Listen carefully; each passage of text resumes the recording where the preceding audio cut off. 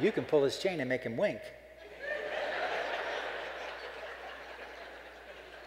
The trends are saying, touch me, involve me, give me an experience, make me feel good. That's what we want. And how do we make them feel good?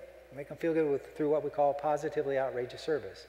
It's a wow on a random basis. But let me give you the long definition. It's random and unexpected. It's out of proportion to the circumstance. The customer is highly involved. It creates compelling, positive word of mouth. It's a service story you can't wait to tell. The service story you can't wait to tell. Oh, it's right here in my pocket. Anybody know what kind of pen I have? It has a little white thing on the top. A Mont Blanc. Everybody know what is a Mont Blanc? Apparently not. Shall I tell you, culturally unwashed, what is a Mont Blanc? A Mont Blanc is a fat black pen. It looks great. It writes, it's a dog. In French, Mont Blanc is pronounced pisse de junk. About $125 at the Sam's Club. It's probably about $280 at the gift shop in the Hyatt over there. But basically, it's a $100+ pen that looks great, writes, it's a dog. And no one with the sense that God gave a goose ever bought their own Mont Blanc, because what kind of idiot would pay that kind of money for a pen that doesn't write? They're always gifts. Great gifts, but lousy pens. I can tell you that right now. And like most of you who have one, I would assume all of you who have one, my pen was a gift. And one day, I'm out on my property, getting ready to cut firewood, and I have on my pocket, I'm wearing a tank top left over from 1968 when I graduated from high school. I don't mind telling you, I'm looking good. and I got my chainsaw and my boots and my helmet, and I'm going to go cut firewood. When my buddy comes down the driveway in his little yuppie mobile, wearing his yuppie outfit, his Dr. Cash, and he's got with him a bottle of yuppie wine. Now, what kind of wine would a yuppie bring to your house? Chardonnay. That was a good answer, really, really quick. Sometimes people say White Zin. That's the pre-yuppie wine. And Linda, why you didn't blurt out Boone's Farm in a Bota bag is a mystery to me. But he's opening the bottle of Chardonnay, and I'm mopping my brow. All of a sudden, he looks at me, does a double take, and reaches towards my chest as he says, "Oh, a Mont Blanc." And he's reaching towards my chest. I don't know what is a Mont Blanc. It's spelled Mountain Blanc, for God's sake. The guy's reaching toward my chest. I'm hoping it's some sort of a bug. I'm saying, get it, Joe, get it, knock it off, don't let it bite me. He pulls the pen off my shirt. He says, it's a Meisterstück. I said, what? He said, you don't know what this is, do you? I said, sure I do. It's a fat black pen, looks great, right? It's a dog. Then he tells me, what is a Mont Blanc? A Mont Blanc. He teaches me how to say it. It's kind of nasal thing, sort of comes out your nose. My brother Steve used to laugh corn out his nose, but that's another story entirely. And after you can say Mont Blanc, you can say other cool words like Anjou, bonjour, French fry. They just kind of roll off your tongue. It's amazing. And then I realized why the Mont Blanc does not write well. Because you don't write with a Mont Blanc. You wear it. I put the Mont Blanc in my pocket. I walk like this. I see someone else with the Mont Blanc. I go, I know.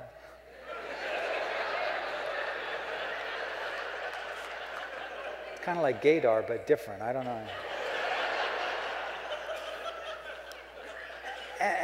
And I got to take time for a funny story. A friend of mine came over the other day. He said, you know how you're always telling the Mont Blanc story? I said, yeah, what about it? He said, I found a Mont Blanc. I said, you found a Mont Blanc? That is too cool. He said, well, not really. I said, how could finding a Mont Blanc not be just totally awesome? He said, well, I only found the top.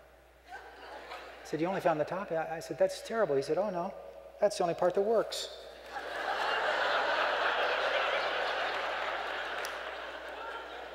So one day I'm out taking an order for 600 pieces of my delicious marinated Church's chicken, 300 honey butter biscuits. We put butter on them 3 times, honey on them twice. There's no fat, no calories, no cholesterol, no truth to that whatsoever. And the barrel of my Mont Blanc fell, broke in a bazillion pieces, and all I could think to say was, oh, my Mont Blanc. Then I realized that they're going to fix this thing. I'll send it back to Germany where they make them. This is going to kill you if you have a Mont Blanc. Do you know where you send your Mont Blanc for repair? Where's the worst place on this planet you can think to send a Mont Blanc, a fine writing instrument? Taiwan, no. China, no. India, no. New Jersey, yeah. New Jersey, where the sewer meets the sea.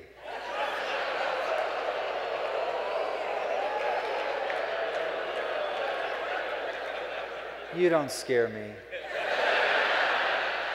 I know you flew here. They didn't let you out on with a weapon, so I just slap you.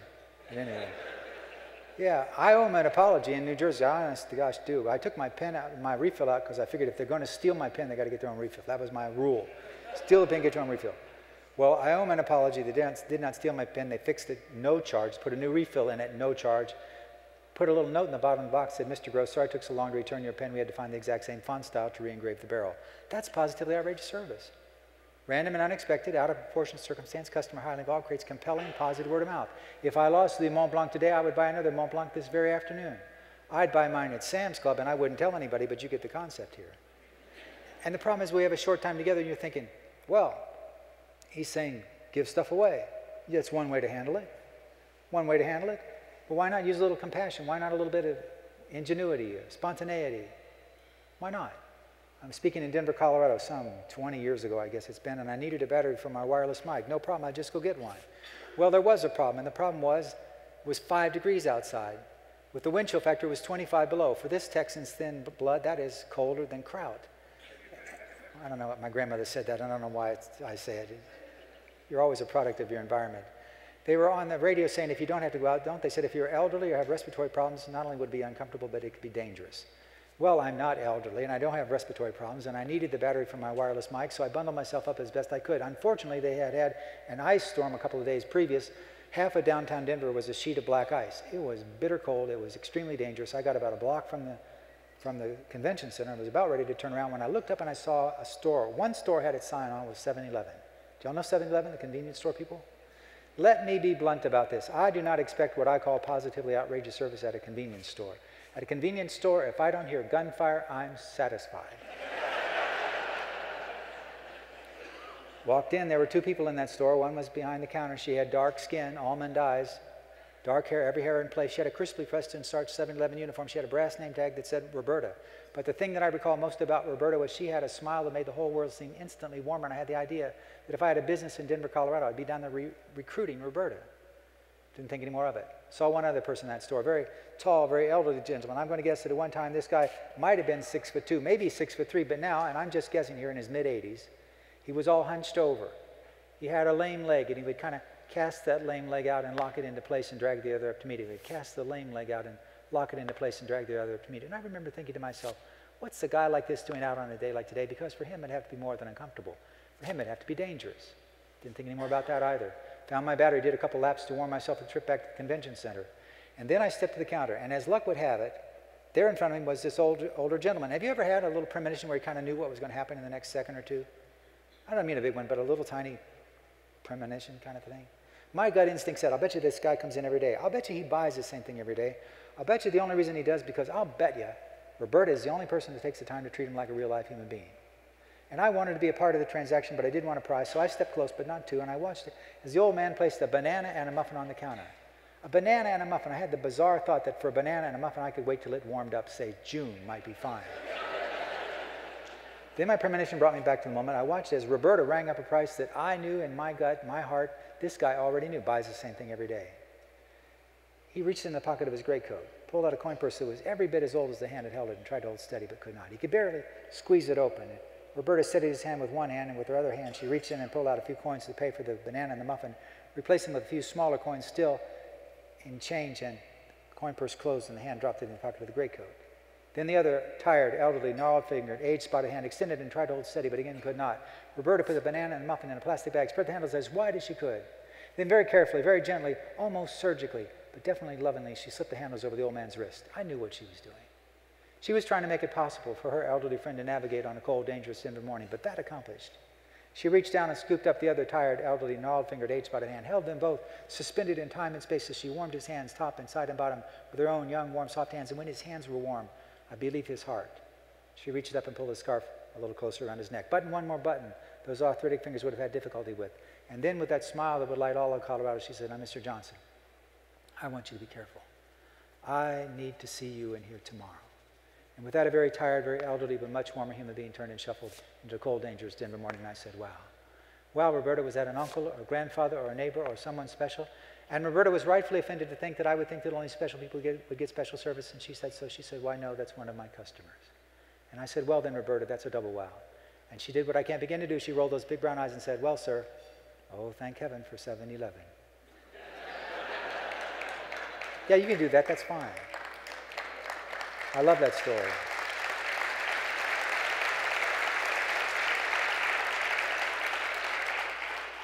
Positively outrageous service supplies that bit of humanness that we all need.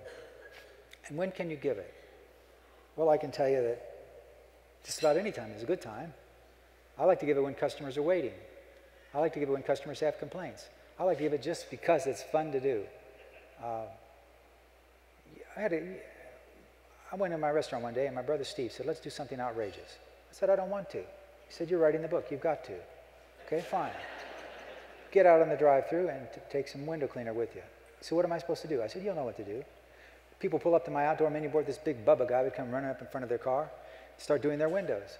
I'd be on the inside saying, say, whenever that tubby guy gets out from in front of your car, pull up for the best chicken in town. No, on second thought, when that tubby guy gets in front of your car, pull up for the best chicken in town.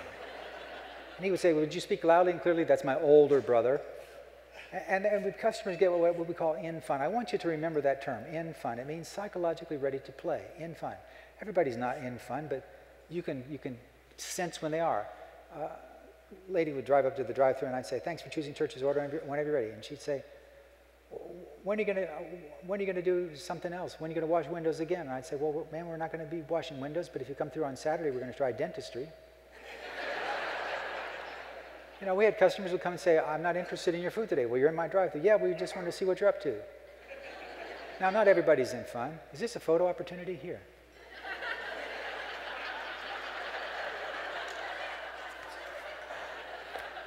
I can't do that forever, you know. Guy drives up to the drive-thru and says, I want a two-piece mix and that's it. Is that guy in fun? No. What do?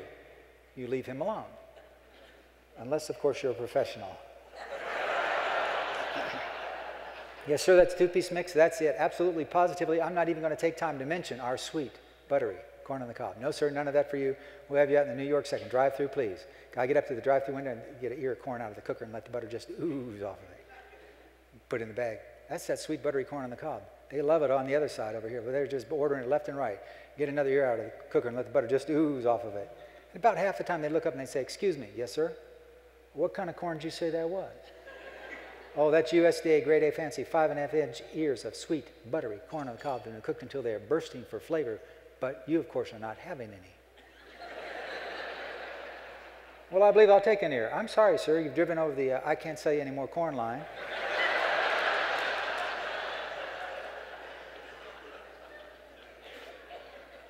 And I'm doing employee evaluations one day, and one of my employees said to me, I wish we could evaluate some of these dumbhead customers. What a great idea, a customer evaluation form. It was wonderful. Okay, we put them on a clipboard, and we'd get a lobby full of people. We'd pick the person most likely to be in fun, and we'd go, check, please wash your car. Our truck is giving us a bad name. Check, please wash. You're giving us a bad name. You know, the silly stuff like that. And then at the bottom it say, while you're reading this, we're fixing your lunch, which is on the house today. Our way of saying thanks for being a friend of ours. And inevitably, these people would turn around and tell everybody in the dining room, look, everybody, I'm eating free. Why? I'm a good customer. Just got my evaluation. It's like giving positively outrageous service to everybody, but it only costs you for one, because this guy turned around and showed everybody. About 3 or 4 days, they'd always be back in a few days, and they'd be waving that same evaluation form saying, excuse me, can I be reevaluated? I believe I'm improving here. I actually... And one of my favorite times to give positively outrageous service is when customers are waiting. When customers are waiting. Not waiting, when you have a complaint. Pay attention, gross. If I screw up again, you're in trouble.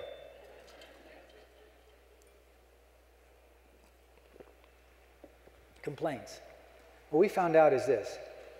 People who have never had a complaint are not as loyal as customers who have had a complaint that was successfully resolved. Did you hear what I said? Customers, guests, whatever you want to call them, who have never had a reason to complain are not as loyal as ones who have had a complaint that was successfully resolved. Because until they have a complaint, they don't really know if you're on their side. So you have to have it's so powerful, it's almost worth screwing something up so you can fix it. Seriously. But the question is, if you had a policy that said you would do whatever it takes to make things right when things go wrong, would somebody take advantage of you, yes or no?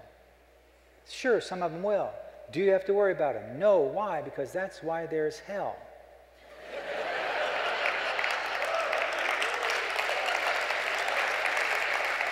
Just look them in the eye and say, yes, sir, no, sir, yes, ma'am, no, ma'am, and in your heart you're thinking, you're going to hell.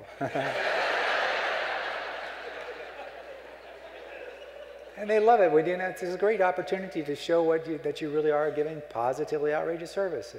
I met a guy over at Radio Shack years ago, and he said, I love your restaurant. I said, really, what do you like about it? He said, sometimes you screw up. I said, you like that? Or what are you wearing, leather somewhere I can't see? What's going on here? He said, sometimes you guys just mess it up. He said, it's not the mess up that I like. He said, but I've never seen anybody go to such extremes to make things right when things go wrong. So I love working there, eating there. So complaints are a great time to give positively outrageous service. And we found out, this is very important, we found that customers will usually, if you say, what can I do to make this right now that things have gone wrong? Most of the time, the customer will ask you for less than you would have settled for after negotiating with them. So the cheapest way to resolve a complaint is to say, what can I do for you? And then do that, and a little bit more. Now, how do we get a team to deliver positively outrageous service? Well, I say, you got to start with the right people. If you were in this morning's session, I mentioned that there are about 15% of the population that's going to give great customer service no matter what. It's their nature. If the situation is bad, if the leadership stinks, they're going to give customer service because it's just who they are. Then at the other extreme is 15% of the population. They're not, well, that 15% at this end of the extreme should never be allowed to have contact with the remaining 85%. And those, you can't save those people. And unfortunately what happens is we end up body snatching and we try to save people that are not savable.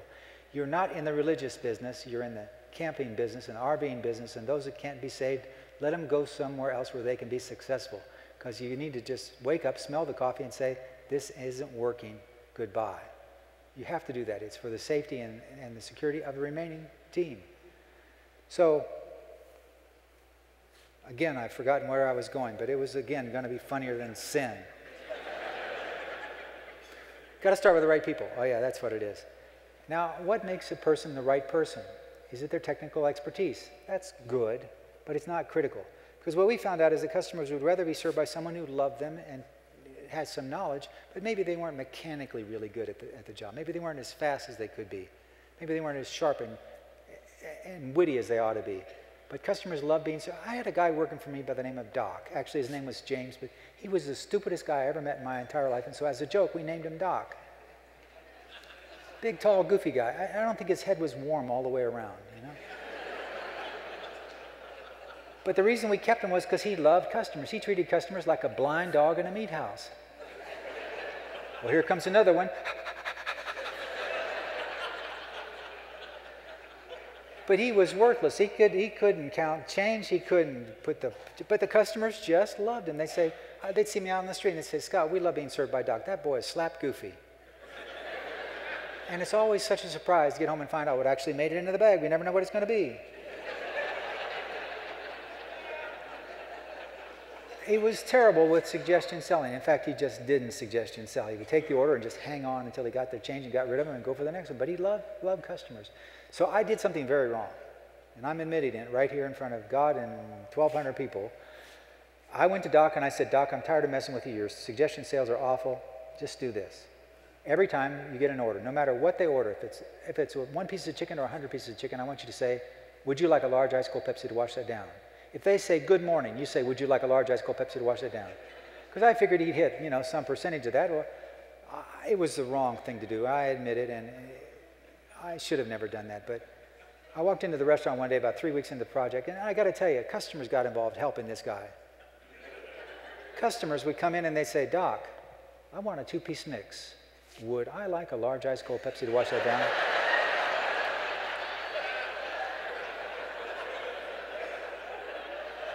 I walk into the restaurant, a Christian comes out, he said, come here. I said, what is it? He said, Doc's got it. I said, what could Doc have that I would want? He said, he's got suggestion selling. I said, no way. Yeah, go in the back, he's waiting on you. I go in the back and Doc goes, hey, would you like a large ice? Not me, Doc, somebody with $1, I'll be impressed. He said, well, I can do it. So I said, well, let me see what you can do. So this kid is chanting on the drive-thru, would you like a large ice cold Pepsi to wash it down? Would you like a large ice cold Pepsi to wash it down? Would you like a large ice cold Pepsi to wash it down? He's got tongs in both hands. My employee's got tongs in both hands too. They're going to back him up for world-class service. My regular customers are peering around the kitchen door to see if their training is going to pay off. The chicken cooking in the vat, I believe, got quiet for this occasion. Doc is chanting, would you like a large ice cold Pepsi to wash it down? Would you like a large ice cold Pepsi to wash it down? And what do you know but Bubba pulls into the drive-thru. Doc looks at me, gives me the thumbs up sign, pulls himself up to his full and considerably awkward height, and he says in the microphone, he said, thanks for choosing churches. Order whenever you're ready. And then it happened. It was one of those gosh awful moments when the universe gets a little bit out of whack, when time and space don't fit quite like they're supposed to. Because we could see Bubba's lips moving on the mirror out in the drive-thru, but it took an extra millisecond for the voice to come oozing out of the speaker. And when it did, we were horrified but helpless because Bubba said, "I want a large ice cold Pepsi." Doc looked like a deer caught in the headlights. We thought he was going to dematerialize, beam himself off the planet.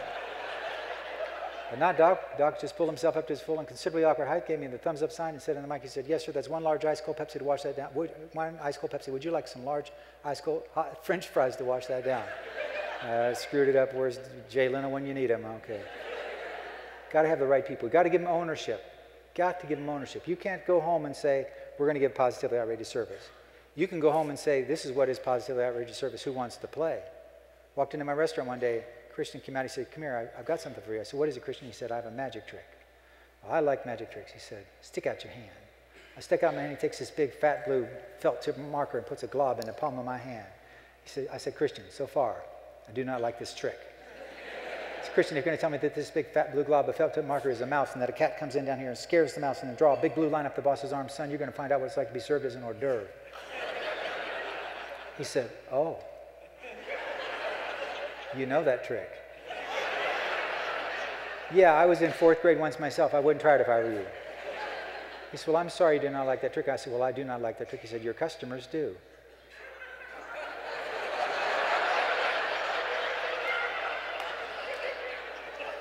I beg your pardon? We've been doing it on the drive-thru all day long. Swell. Who had lunch at Church's Chicken in Kerrville, Texas today? All the ones with the blue stripe up their arm. "Christian, you can't go drawing on people. That's not right." Went over to my briefcase. I got a card trick called 2-Card Monte. I showed him how to do it. He said, "I like that. Can I have that trick?" Now, here's the point. I could have said everybody's going to get a magic trick. Could have. But we're all not magicians. We're not all dancers. We're not all comedians. We're not all speakers. We're not all great mechanics. We all have our own gifts and talents. The job of leaders is to find out what your gift is and put you where your light can shine, not in a hole that needs to be filled. That's what leaders do. They let you find out do you remember that song from Bible school?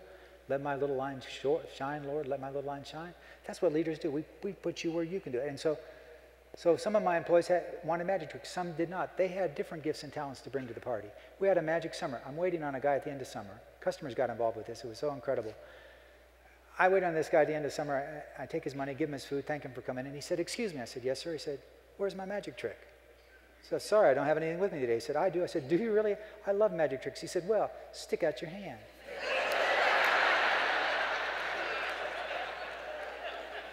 Next point is you got to let people use their own mind. You got to let them think. You got to design the job so that they can think. The problem is we're so afraid we're going to miscalculate a dime that we don't let people count change anymore or do routine things that used to be routine 20, 30 years ago. Anybody here ever want to just shake a 16-year-old? Let me show you how to do it without leaving a bruise. Slip into the fast food restaurants of America late at night. Remove the amount tender key from the cash register. Be the first one in the next morning. Place an order for $2.28. Hand them a $5 bill and 3 pennies. They will self-destruct. I had a kid working for me, and I'm working the drive-thru, and he's looking over my shoulder. He said, "How do you do that?" I said, "Oh, it's simple. You just, instead of entering the amount tendered, you just hit the amount tendered key. The drawer opens. Count back the change. It's faster and more fun." He said, "No, how do you know how much change to give them?" I said, "I'm sorry, it's a secret. Only old people know how to do this." But 2 more ideas, and then we're going to call it quits. 2 more ideas, and that is this. If you want somebody to give positively outrageous service, the only way to do it is by going first. That's how they learn to be playful. That's how they learn what the boundaries are or are not. You've got to go first. And if you don't go first, nobody will. Walked out of the Sheraton near the airport in St. Louis, Missouri. It's got to be 10 or 11 years ago. And as I walk out the door, the general manager spies me. He said, "I know you. I said, "That's right, me. It's Gladys Knight." I said, "No, you're the positively outrageous guy." I said, "What about it?" He said, "What are you doing in my hotel?" "Sir, I have 600 people in the ballroom. I'm going to go speak to them, but first I'm going to walk around and get some fresh air." "May I join you?" he said. "Sure. Now I need to describe this guy. This guy wasn't handsome. He was pretty. Had a little Italian flapper shoes with little silk socks, with the Armani suit with a double-breasted gold button jacket, a little puff of silk coming out of here. His nails were done. His tie was perfect. His teeth were perfect. His hair was perfect. This guy, 180 degrees opposite of me. It's like Felix and Oscar going for a walk. So we start around the parking lot. There's a piece of paper in front of me. I scooped it up. It's paper. It's a parking lot. It doesn't belong there. I would do this at your place. I would assume you would do it at mine. Guy looks at me kind of funny, but doesn't say a word. We get a little bit further. There's another piece of paper. Again, I just reach down and scoop it up. He looks at me funny. Doesn't say a word. We get just a tad or two steps further, and this time the paper is undeniably right in front of Mr. Pretty. He comes to a screeching halt. Looks at the paper in the parking lot. Looks at the paper in my hands. Looks at the paper in the parking lot. Looks at the paper in my hands. I'm thinking, come on, pal. You can do this. It's a little bending motion. Takes the paper out of my hand, throws it on the parking lot, and says, don't worry, I have people come out and clean this up. Is there a prayer of positively outrageous service there? Not on your life. Last idea, though. I told you, I kind of mentioned it a little bit earlier. Loving on customers is risky business. Because sometimes they've been somewhere where they weren't getting good service and they're expecting bad service, and now you're doing something that's out of the box. They may not understand that. They may misinterpret that. But as Colleen Barrett once told me, Southwest Airlines, and they are the world's leader in positively outrageous service, Colleen once said, you know, Scott, we lose one customer, but we gain 100. But unless you're willing to lose that one customer, you're not going to gain 100. And that lesson has stuck with me forever and a day. So I'm going to close by telling you a couple of stories that did not work, even though we might have created the concept. There was a time the FFA, Future Farmers of America, came to our restaurant and asked if they could sell Easter chicks. Now I realize in hindsight that selling Easter chicks at a fried chicken restaurant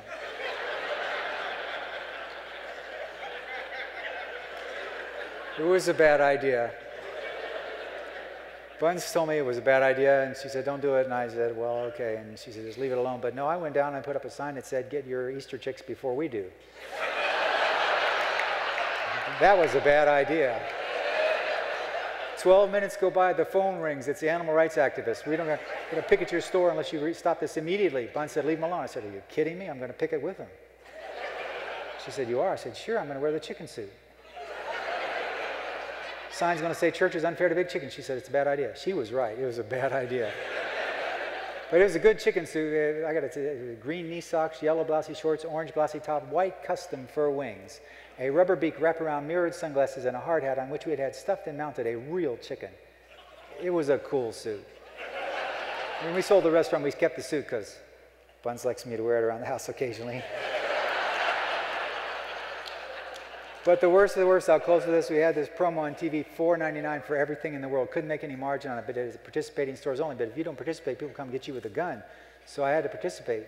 But I'm thinking, how can I honor this promo and still make my margin? I know what I'll do. I'll honor it, but I'll only honor it if they crow.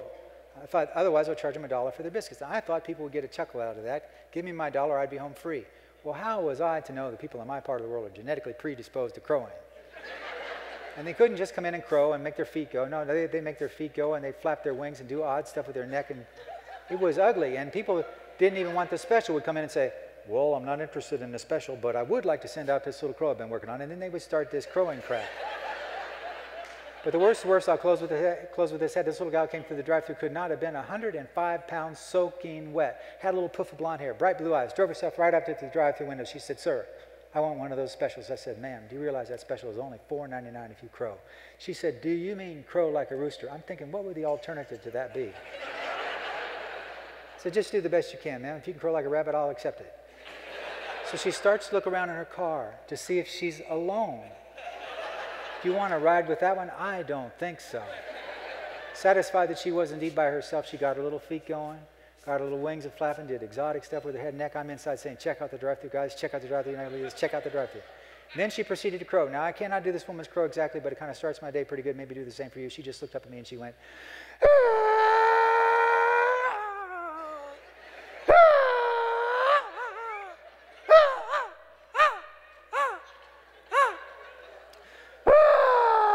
She said, now where are my biscuits? I said, ma'am, I'd look on the seat of your car. I think you've laid those suckers.